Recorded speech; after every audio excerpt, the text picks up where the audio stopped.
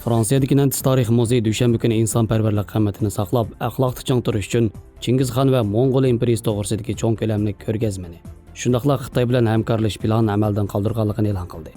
Sababi bo'lsa, Xitoy hukumati Janubiy Mo'ng'oliyadagi Mo'ng'ul millatlarga borgan sari qattiq siyosatlarni qo'llanib, har jihatlardan bostirganlikqa qarshi norozilik bildirish.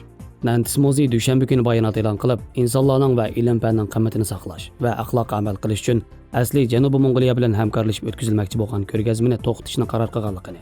Xitoy doiralari ba'zi ochqushliq Chingizxon Mo'ng'ul imperiyasi qatorliq so'zlikning amdi ko'rinmasligini, ko'rgazmaning mazmunini o'zgartishini, muzeyga ta'vat tekist, o'snaxat, tonishtirish va ommaviy munosabat materiallarini kontrol qilishni talab qilishdagi yo'lsizligi ko'rgazmani 2024-yil oktyabrga kechiktirishga sabab bo'lganligini bildirdi. Xitoy madaniyat meroslari idorasining Nantes muzeyiga ta'minlagan yangi ko'rgazma teksti va tushuntirish materiallari asldagi planni butunlay o'zgartirib qisqartib o'tgan.